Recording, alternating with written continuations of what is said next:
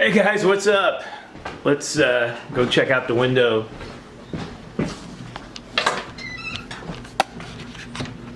Oh yeah, we're talking snow day.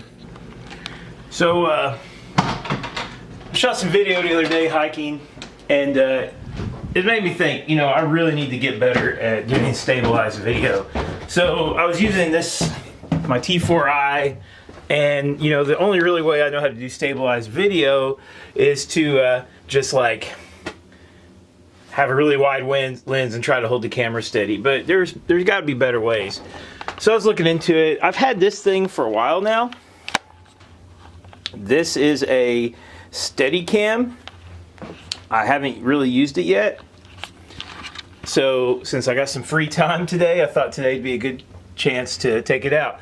I've also got my Yi LITE action cam. The Yi LITE has onboard electronic stabilization, and so that will help a little bit. So this thing was about $30. I think it was one of the cheapest ones I could find on eBay. I don't know if a more expensive one would work better. It seems like a pretty simple concept. You've got a gimbal, basically some bearings, weighted sled. The adjustments here were a little rough, and I had to kind of oil them, but they work a lot better once I oil them, and it's pretty smooth now.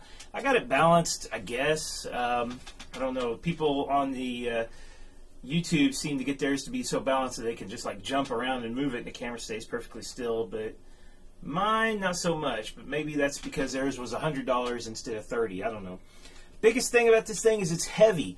The weights, the camera, it's quite a bit of weight, and you have to hold it kind of awkwardly. You hold it out in front of you on this handle, and it's definitely kind of heavy. So I think I'm going to do some shots. I'm going to try some panning. I've got an optical stabilizer on this lens, which I feel like doesn't do a whole lot for video. It kind of helps a lot with photography, but with video, I don't think it's really giving you all that much stabilization. I'm going to go outside and walk around in the snow and try that out. And then I'm going to take this off, try it without the gimbal, without the Steadicam. And then I want to try the Yi LITE's electric stabilization and see how that works. Let's get to testing. Okay, so in these sliding shots here, I really couldn't tell that big of a difference between the two, but coming out the door here, I really had a hard time keeping the Steadicam from rocking back and forth.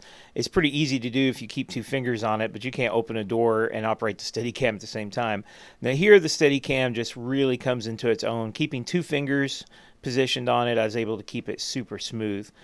Down here, some more kind of just sliding pan shots. Not really a big difference between the two.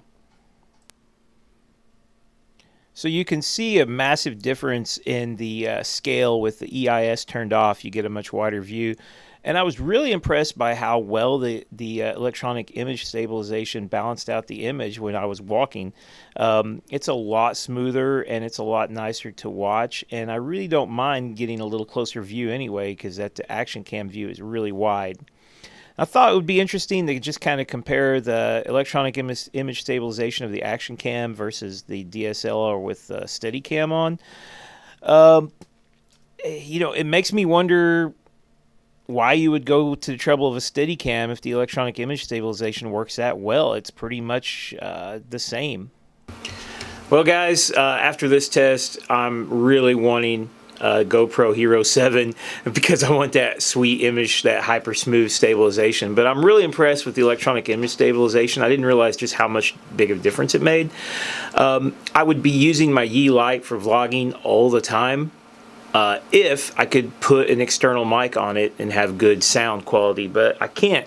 The Yi LITE's mic is pretty bad and sound quality is pretty terrible on it, so maybe next camera I buy might be an action cam with an external mic possibility.